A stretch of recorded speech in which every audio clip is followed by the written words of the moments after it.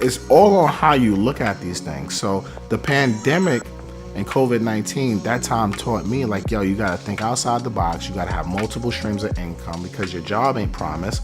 They shut down America. Companies go out of business. If you depended on that one income, you were SOL. So you have to start thinking like, yo, how can I make more money? How can I, and then making more money is not getting two jobs. I don't know nobody who got two jobs is rich. Think about it. Anybody you know growing up working two jobs was rich? No. They talking about their mama worked 3 jobs and they still broke. And they still broke trying to make it. And they still living paycheck to paycheck. So that doesn't make you rich. That doesn't make you financially free. That doesn't make you comfortable. That's just you trading your time for money. So what you have to learn how to do is, how do you make the money work for you? How do you make your mind work for you? Your intellectual property. So monetization, multiple streams of income. And in this day and age, this is the easiest time in the world to be out here to create and make money. So the pandemic, you know, they call them pandemic millionaires, right? Like, it showed you so many people made millions of dollars in this time, including myself, right? During this time is because we were able to figure it out. And now those opportunities are still here. They didn't go away because of the pandemic. They're still here.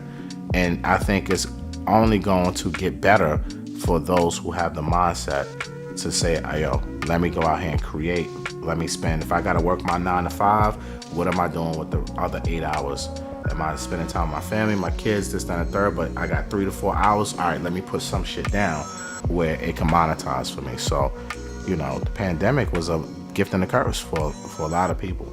Now it's a lot of artists and music producers, all different types of people that watch this show related to music, and they, let's say hypothetically, they get a placement on a very popular TV show and they get a bag, let's say 100K. They use that money, pay off their student loans, whatever bills they have, and let's say they have 20K, 20 to 30K left.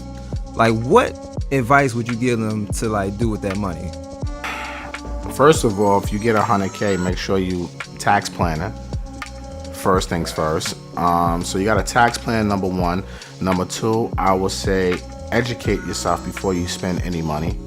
You know, no matter what, whether you want to buy stocks, crypto, options, real estate, open up a new business, educate yourself. So you probably want to take some of that money because free game is good. You know, Google, YouTube University, that's good, but you gotta get inside of certain type of communities and pay for other people's mistakes, right? So I would say invest into some sort of mentorship programs, courses, and things of that nature. Make sure you're doing your due diligence on that because you don't want to get scammed because there's a lot of BS out there. So you gotta be careful. So I would say invest into your knowledge, right? And then from there, execute.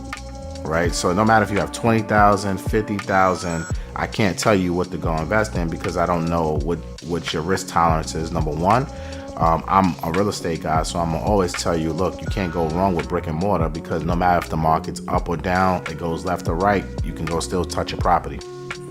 You know what I'm saying? My shit ain't gonna disappear unless it, God forbid, burns on fire. Then even then, I got insurance money to rebuild it, right? So for me, I'm a brick and mortar guy. Stocks is cheap right now. Companies are on sale.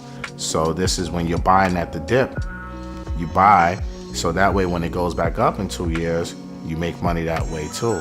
So there's numerous things you can invest in, but those would be the first things I would tell anybody is tax plan, educate yourself, and then from there just go out there and execute.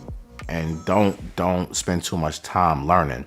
I think that's another mistake people make. They spend so much time reading books, taking courses, YouTube University, and they never go out there and actually execute on whatever it is that they're trying to do. So you can't have analysis paralysis. You got to go out there and make things happen.